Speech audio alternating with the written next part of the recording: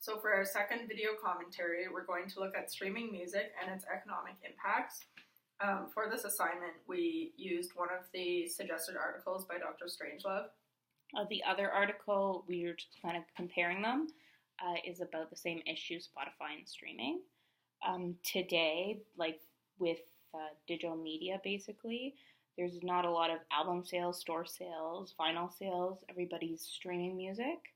And with that streaming, a lot of people are not paying for their music. A lot like Spotify, you can get a subscription for it, which is I think $10 a month or something. Yeah, $10 a month for premium.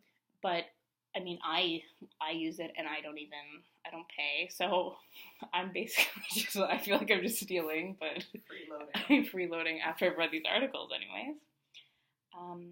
Basically, the article from Huffington Post says streaming revenue is continuing to outpace actual album sales, and for Billboard charts, that the fact is that many companies are denying that musicians aren't getting paid for the songs they create or the albums they create.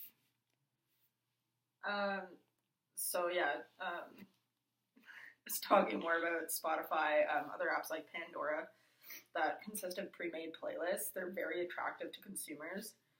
They're easy to access. They're free. Now, of course, the free versions often feature advertisements every 20, 30 minutes, that sort of thing. But these apps you can download on any of your devices.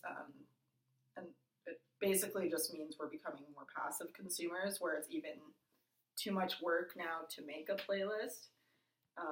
And we just turn to ones that are already created for us, and it's just an easy fix on the go, at the gym, in the car. You can just turn your app on and pick whatever mood you're in, basically. Not to interrupt you at all, but just the advertisement thing, like, yes, I guess that pays for, I guess it's trying to claim that, like, our company is supported by these brands, or they're paying musicians, but that's not true. Yeah. Like, in this article, too, it said that if you're an artist who's well-known, like The Weeknd, I think The Weeknd was mentioned, they get paid, like, 0.007 cents for every, like, download for every individual person, and that one download would have to be downloaded, like, 1,000 times for there to actually, like, a market for it. So, yes, there are the advertisements, but, like, they're not really a big chunk of anything. It's just a part of, like, you're forced to just watch this for, like, you can't stop it. Your song will play afterwards. You don't have the option to skip past it or anything. Yeah. Like, you have to listen to them. Yeah, sorry, I keep going.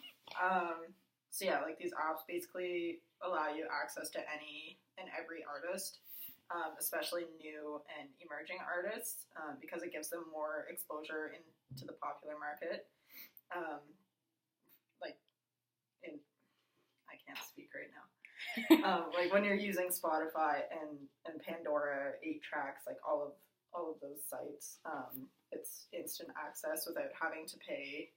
I think iTunes, a song is $1.29 or something like that, but you have access to all of this for free. Yeah, like, why buy an album or something is like $10, and you just buy a whole. Yeah. You can listen to whatever song you want for $10 a month on Spotify. Like, yeah.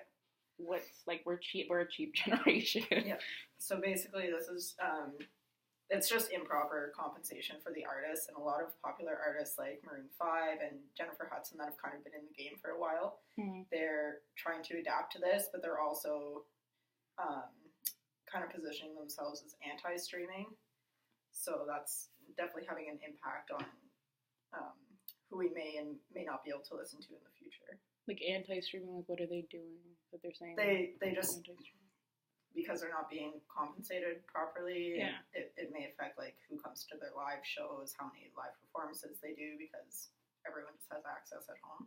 Well, it's so messed up, too, because, like, let's say you go to a concert, you record their song on your phone, like, you can then upload it. Like, I get the idea of it, but I don't know how you could control that. Like, you can promote it all you want, but yeah.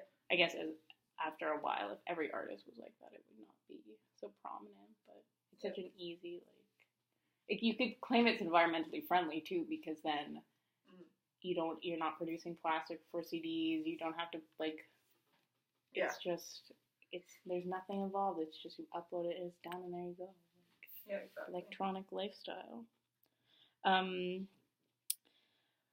musicians, a lot of musicians, well-known musicians, maybe are compensated more for the music they produce, but definitely if you're a new artist in the building, and by the building I mean in the trying to become an artist, um, companies are less likely to support you with streaming for whatever reason. I guess you're less popular, and what's the point of like if the Weeknd's already getting like 500,000 downloads on Spotify, like what's the point of trying to support someone else who's going to get like literally nothing out of the electronic value of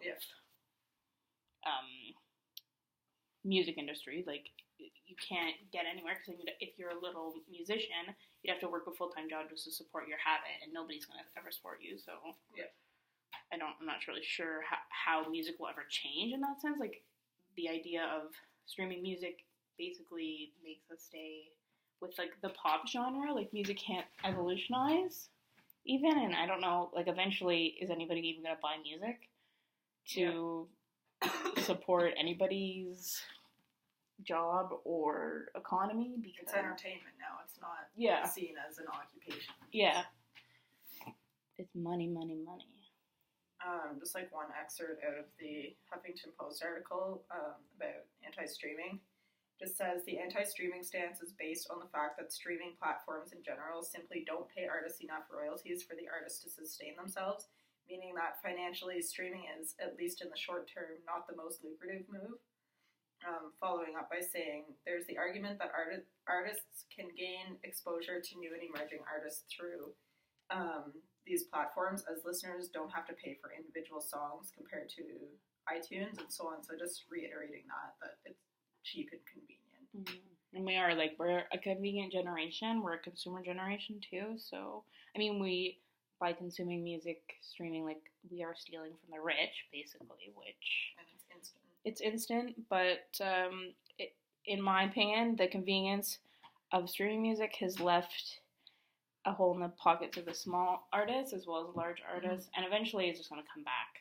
Like, you can say you can go into a store and steal something, but you can do it if you're not face-to-face with someone, right? Yeah. Anyways, do we want to... just to wrap up, these platforms are going to change the entire industry of music, and this is going to have a huge impact on artists and their representatives, as it can affect them through endorsements and contractual agreements, and basically their fans and how they look up to the artists and things like that. So. Thanks for listening.